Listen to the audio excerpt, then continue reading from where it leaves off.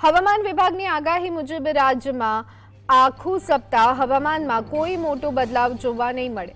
સમગ્ર રાજ્યમાં સામાન્ય રીતે ઠંડુ અને શુષ્ક હવામાન યથાવત રહેવાની સંભાવના છે।